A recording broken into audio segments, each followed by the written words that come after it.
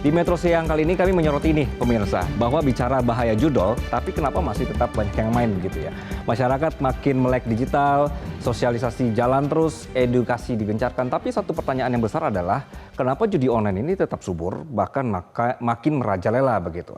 Nah, kita informasikan data pertama pemirsa, data terbaru dari Pusat Pelaporan dan Analisis Transaksi Keuangan atau PPATK di sebelah kiri saya ini pemirsa, menunjukkan bahwa hingga April 2025, PPATK ini melihat adanya tren kenaikan dan diperkirakan bisa mencapai di angka 1.200 triliun di tahun ini. Jadi Anda lihat bahwa 2024 ini sampai di angka 981 triliun. Di 2025 bahwa dari Januari sampai April karena adanya peningkatan tren, kemudian gaya-gaya yang berbeda, kemungkinan di tahun ini menurut PPATK akan bisa mencapai di 1.200 triliun. Wow. Nah, lonjakan ini mencerminkan pertumbuhan pesat industri ilegal yang memanfaatkan celah teknologi dan lemahnya pengawasan.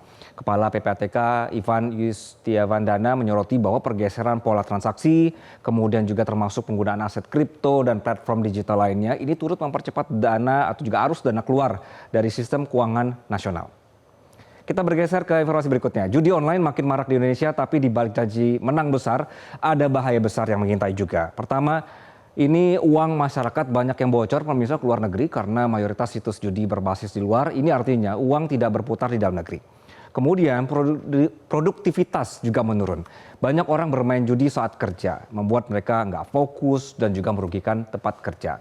Lalu juga dampaknya adalah masalah sosial meningkat, kecanduan judi online ini bisa menyebabkan utang, konflik keluarga, bahkan tindakan kriminal. Selanjutnya juga keuangan rumah tangga jadi kacau. Uang untuk kebutuhan penting seperti makan, sekolah, dan kesehatan justru habis untuk judi. Kemudian dampak terakhir adalah kepercayaan pada sistem digital ini bisa rusak. Banyak penipuan dan penyalahgunaan rekening terjadi lewat praktik judi online. Jadi judi online ini bukan cuma soal menang dan kalah, tapi soal masa depan ekonomi dan kehidupan sosial kita.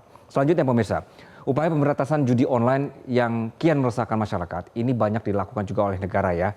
Langkah strategis juga sudah diambil mulai dari pembentukan satuan tugas khusus hingga kerjasama internasional dalam upaya untuk menekan penyebaran judi online ini.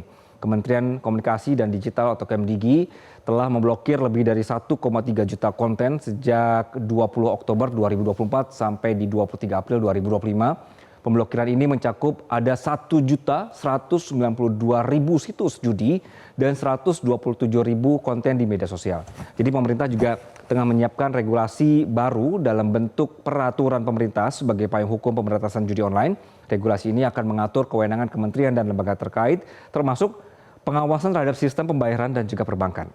Selanjutnya pemirsa, maraknya judi online di Indonesia ini tidak lepas dari rendahnya literasi digital dan keuangan masyarakat. Banyak individu yang terjerat ini karena tergoda janji palsu keuntungan instan tanpa memahami resiko yang mengintai.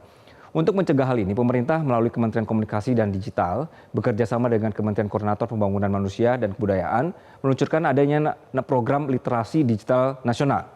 Tujuannya membangun kesadaran kita semua akan bahaya tersembunyi dari praktik judi online, terutama yang dibungkus dalam bentuk permainan atau investasi palsu. Jadi banyak kedoknya sekarang ya. Selain itu, literasi digital juga menjadi topik penting dalam mengurangi dampak konten negatif bagi ibu rumah tangga. Dalam beberapa tahun terakhir, kemampuan menggunakan teknologi dan peralatan digital tidak hanya berlaku dan menyasar kalangan pelajar, tetapi ibu-ibu rumah tangga juga. Ini penting untuk mengurangi dampak konten negatif yang bisa mempengaruhi keluarga. Jadi targetnya sekarang bukan anak-anak saja, pekerja, ibu rumah tangga, semuanya sudah bisa terpengaruh oleh judi online. Jadi harus hati-hati. Jadi judi online ini pemirsa, jadi tidak sekedar soal kalah dan menang, sekali lagi dia masuk diam-diam, bikin kecanduan dan pelan-pelan menguras isi dompet, waktu, bahkan masa depan. Dan lawan judol ini juga bukan tugas polisi atau pemerintah, tapi tugas kita semua. Karena kadang pencegahan paling ampuh datang dari yang paling dekat, teman, keluarga, atau mungkin Anda sendiri. Jelajahi cara baru mendapatkan informasi. Download Metro TV Extend sekarang.